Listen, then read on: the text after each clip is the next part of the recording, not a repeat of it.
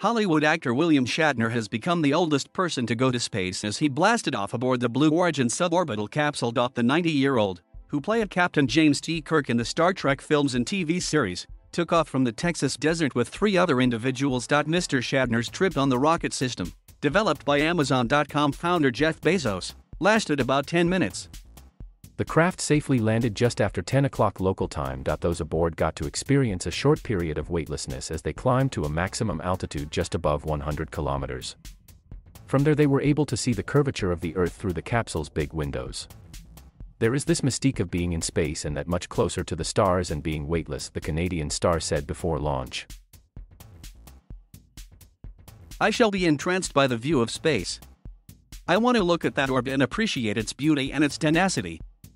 Mr. Shatner was joined on the flight by Audrey Powers, a Blue Origin vice president, Chris Boshhuizen, who co-founded the Earth imaging satellite company Planet, and Glenn de Vries, an executive with the French healthcare software corporation Dassault Systems. They were given a couple of days training, although there was nothing really major for them to do during the flight other than enjoy it.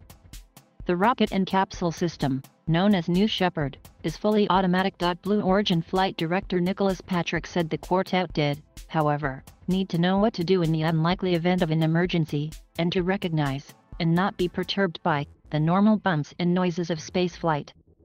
The third thing the training does is teach the crew how to behave in zero-G, how to move around the cabin without bumping each other or kicking each other, what handholds to use, the kinds of things they can expect and their response to it. The British-born, former NASA astronaut explained. This was only the second crewed outing for New Shepard. The first, on July 20th, carried Mr. Bezos, his brother Mark, Dutch teenager Oliver Damon, and famed aviator Wally Funk. Afterwards, Ms. Funk, being 82, was able to claim the record for the oldest person in space, a title she has now relinquished to Mr. Shatner. The launch comes amid claims that Blue Origin has a toxic work culture and failed to adhere to proper safety protocols. The mostly anonymous accusations made by former and present employees have been strenuously denied. That just hasn't been my experience at Blue, countered Audrey Powers, who is responsible for mission and flight operations.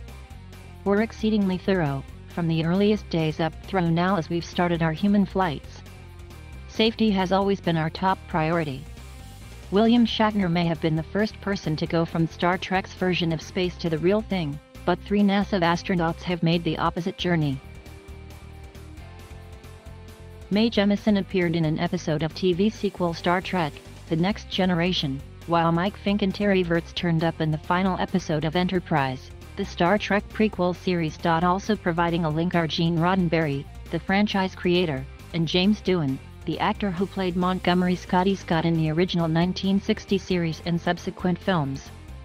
Both men had their ashes sent into space. While Mr. Bezos invites some people to fly on New Shepard, he is selling other seats. And whereas his space tourism rival, Sir Richard Branson, puts a ticket price against a trip in his Virgin Galactic rocket plane, the Amazon founder does not disclose the fees paid by the likes of Mr. Boshhuizen and Mr. de Vries. Thank you for watching. Please subscribe.